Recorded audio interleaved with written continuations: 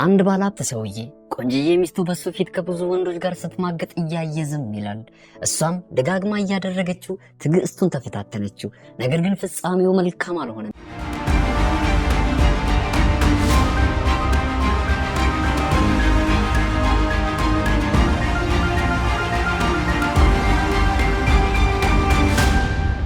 በፊልሙ መጀመሪያ ላይ ቪክ የተባለ ሰውን እንተዋወቃለን።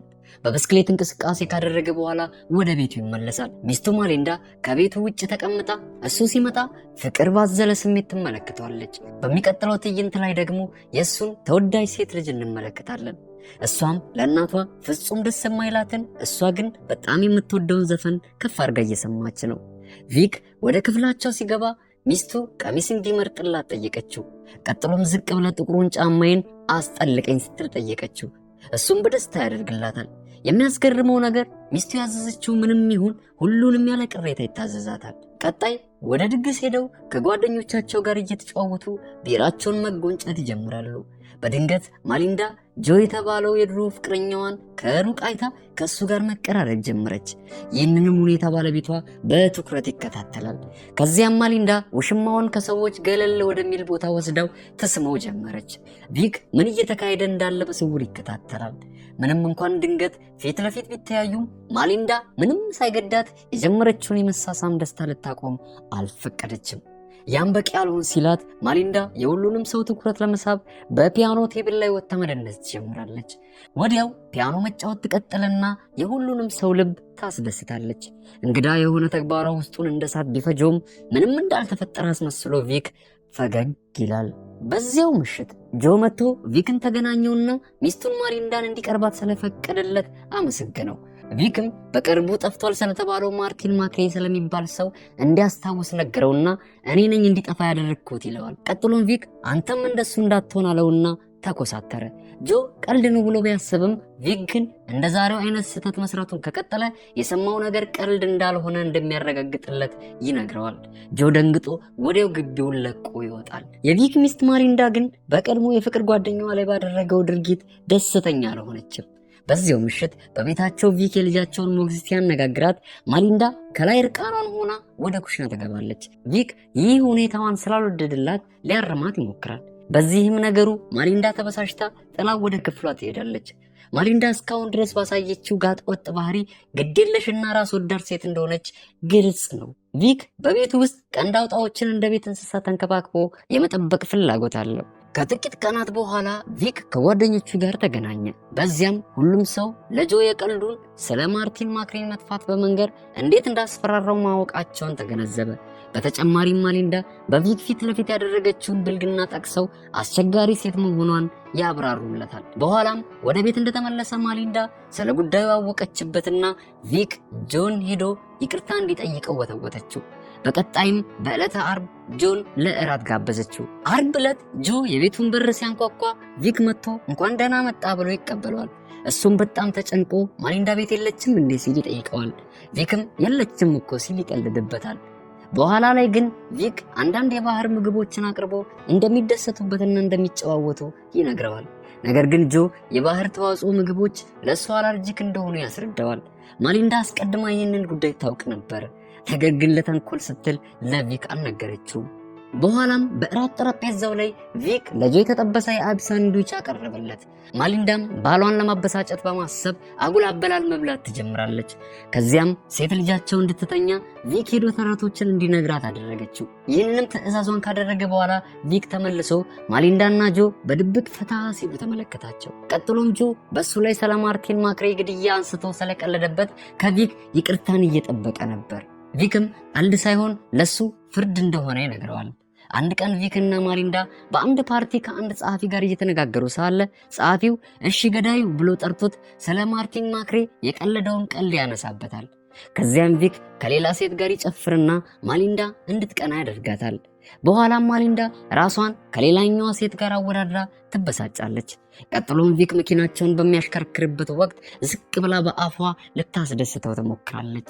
እዚህ ጋር ቪክ እና ማሊንዳ ሴት ልጃቸው ስትጫወት እየተመለከቱ ሳለ ስለ ማሊንዳ የባንክ አካውንት መረጃ ለመስጠት ከቅርንጫፍ ይደወልለታል። ከዚያም ለአንድ ፒያኖ ተጫዋች $3000 እንደላከችለት ይነገረዋል። በማስቀጠልም ይህንን ጉዳይ በይበልጥ ሊመረምረው ወሰነ። ገንዘቡን የተቀበለው ባለሙያ የፒያኖ ተጫዋችና በጣም ማራኪ ወጣት እንደሆነ ደረሰበት። በዚያው ቅስፈት ማሊንዳ እሱን ለማማለል ስታፈጥበትና ስትሽኮረመም ተመለከተ። ቪክ ማሊንዳ ምሽታ ስትመጣ ተቀበላትና የት እንደነበረች ጠየቃት። እሷም በጣም ሰክራ ነበርና አልመለሰችለትም። በቀጣይ ቀን ሴት ልጁን ወደ ቤት እያደረሰ ሳለ ፒያኖ ተጫዋቹ በድጋሚ አበባዎችን ይዞ ሊገናኛት ሲር ተመለከተ። በዚያው ዕለት እነዚያ የተመለከታቸው አበቦች በቤት ውስጥ ተቀምጠው አገኛቸው። በኋላም ቪክ ማሊንዳ ከጀርባው መወስለቷን ከጊዜ ወደ ጊዜ እያባሰች ልትለየኝ ነው የሚለው ስጋት እየጨመረበት መጣ። እሱ በአብዛኛው ጊዜ ቤት ሲውል፣ ሚስቱ ግን ከሱ ፊት ተሰውራ ከፒያኖ ተጫዋቹ ጋር ዘወትር በወሲብ ትዝናናለች። ቪክ ሌሊቱን ሙሉ ወደ ቤት ሳትመጣ የእሱን ገንዘብ ከሌላ ጋር ለመዝለል ስትጠቀምበት እንደነበር ማወቁን ይነግራታል። ምንም ቢያደርግላት ይህች ሴት ሙሉ በሙሉ ራስ ወዳድ ስለነበረች ስለ ስሜቱ ደንታ ሳትሰጠው ከፒያኖ ተጫዋቹ ጋር አስገራሚ የሴክስ ምሽት ስታሳልፍ እንደነበረ ለቪክ ትነግረዋለች። በሚቀጥለው ሳምንት ማሊንዳ ፒያኖ ተጫዋቹን ወደ ፓርቲያቸው ጋበዘችው። ቪክም እንኳን ደህና መጣ ብሎ ጨበጠው። እዚህ ጋር በድጋሚ ሚስቱ ከሌላ ወንድ ጋር ስትወስብ ተመለከታት። ማሊንዳ በጣም ቸለተኛ ስለሆነች በባሏ ፊት ከወንዶች ጋር ፍቅር ስትሰራ ምንም አትጨነቅም ነበር። ቀጥሎ ዝናብ መዝነብ ይጀምራል። ሁሉም ተጣድፈው ወደ ውስጥ ይገቡና በፓርቲው መደሰታቸውን ይቀጥላሉ። ፒያኖ ተጫዋቹ በቤት ውስጥ ሊታያት ስላልቻለ ማሊንዳ እሱን ለመፈለግ ወጣች። ከዚያም በገንዳ ውስጥ ሞት ተመለከተችውና መጨው ጀመረች። ይህንን ተመልክተው ሁሉም ወደ ውጭ ሮጠው ይወጣሉ። ከገንዳው ውስጥ አውጥተውት ሊያድኑት ይሞክራሉ። ነገር ግን በሚያሳዝን ሁኔታ ሊያተርፉት አልቻሉም። ፖሊስ ምርመራውን ሲጀምር ማሊንዳ ወደ ቪክ እየጠቆመች ገዳዩ እሱ ነው ስትል ከሰሰችው። ፖሊሶች ቪክን ስለ ክሱ ጠየቁት። ነገር ግን ሲመረምሩት በእሱ ላይ ምንም አጠራጣሪ ነገር አላገኙበትም። ቀጥሎም ማሊንዳን ትፈርኛለሽ እንዴ ሲል ይጠይቃታል። እሷም በእኔ ምክንያት ስለሆነ የገደልካቸው አልፈራህም ትለዋለች። ቀጥሎም ቪክ በብስክሌት በመጓዝ ላይ ሳለ ማሊንዳ ከሌላ ሰው ጋር ስትወሰለትና እሱም የገዛ ሰውን ሕይወት ሲያጠፋ በአይነ ህሊናው ብልሽታ ውስጥ ተመለከተ። በመቀጠልም ጥንድ የሆኑ ጓደኞቻቸውን ለእራት ጋበዟቸው። ለጓደኛው ገዳይ ነው እያለ መቀለዱን እንዲያቆም ነገረው። እሱም በጣም ይጠራጠርና ከባለቤቱ ከማሊንዳ ጋር በጉዳዩ ዙሪያ ብዙ ጊዜ ወስዶ ይወያያል። አንድ ቀን ድንገት በጎዳና ላይ እየተራመደ ሳለ ቪክ በሚስቱ መኪና ውስጥ ካሜራዎችን ተመለከተ። ቀጥሎ ሚስቱ የስነ ልቦና ባለሙያ ነኝ ከሚል ሰው ጋር ተቀምጣ ተመለከተ። በኋላም ወደ ጓደኛው ቤት ሄዶ እሱና ማሊንዳ እሱ ለመሰለል የግል መርማሪ ቀጥረው እንደነበር ለጓደኛው ሚስት ሄዶ ይነግራታል።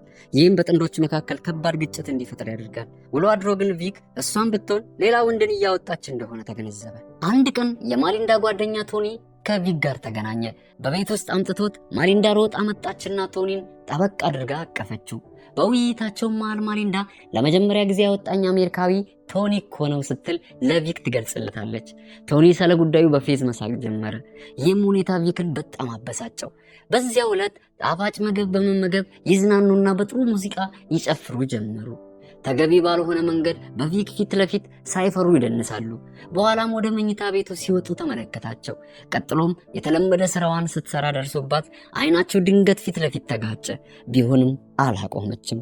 ከጥቂት ቀናት በኋላ ቪክ ለቶኒ ማሊንዳ እሱን ማግኘት እንደምትፈልግ ነግሮት በጂፕ ውስጥ እንዲገባ ነገረውና አስገባው። ከዚያም ከከተማው በጣም ሩቅ ወደሆነ ቦታ እየወሰደው ስለ ማሊንዳና ስለሱ የፍቅር ቆይታቸው አንስቶ ጥያቄዎችን ይጠይቀዋል። ከመኪናው ከወጡም በኋላ ዝቅ ብሎ በእጆቹ ድንጋይ አንስቶ ይወረውርበታል። ቀና ብሎ ለጸብ ሲዘጋጅ ቪክ ፈጥኖ በድንጋይ ጨፍጭፎ ይገለዋል። ወዲያው ሰውነቱ ላይ ከባድ ድንጋይ ያስርበትና ማንም እንዳያየው በመጠንቀቅ በውሃው ውስጥ ያሰጥመዋል። ካጠናቀቅም በኋላ በደስታ ወደ ቤቱ ይመለሳል። በማግስቱም የቶኒን ሕይወት በጠፋበት ቦታ ቤተሰቡን ለሽርሽር ይዞ ይመጣል። እንደ አጋጣሚ ቪክ ዞር ሲል አስክሬኑ በወንዙ ላይ ሲንሳፈፍ ተመለከተ። እንደተመለሱ ማታ ላይ ሚስቱ ዶን ከሚባል ሌላ ሰው ጋር አዲስ ግንኙነት መጀመሯን ይገነዘባል። በዚያው ምሽት ደግሞ እሱ ክፍሏ መጥቶ አብሯት እንዲተኛ ጠየቀችውና እንደምትወደው ነገረችው። በማግስቱም ተነስቶ ስህተቱን ለማስተካከል ወደ ወንዙ በፍጥነት ይሄዳል። ማሊንዳ የቶኒን የኪስ ቦርሳ የቪክ የሥራ ቦታ ከሆነው ክፍል ውስጥ አገኘችው። ቪክ የቶኒን አስክሬን ወደ ውሃ ውስጥ ለማስመጥ በመግፋት እየሞከረ ሳለ በድንገት አንድ ሰው እየመጣበት ምን እያደረክ ነው ብሎ እየጠየቀው ሳለ በድንገት ከወንዙ ውስጥ የሰው እጅ ሲንሳፈፍ ተመለከተ። ቀጥሎም ሽማግሌው ከቦታው በፍጥነት መሸሽ ጀመረ። ቪክም በብስክሌቱ እየተከተለው አባራሪዎቹ ለደቂቃዎች ይቀጥልና በመጨረሻም የሽማግሌው መኪና አደጋ ደርሶበት ይሞታል። ከዚያም ቪክ ወደ ቤቱ ሲመለስ በፊልሙ መጀመሪያ ላይ ያየነውን ትዕይንት በድጋሚ እናየዋለን። በስተመጨረሻም ማሊንዳ የቶኒን መታወቂያ በሳት ታቃጥለውና የባሏን ጉድ ለፖሊስ ላለመናገር ስትወስን በማሳየት ፊልሙ ይጠናቀቃል።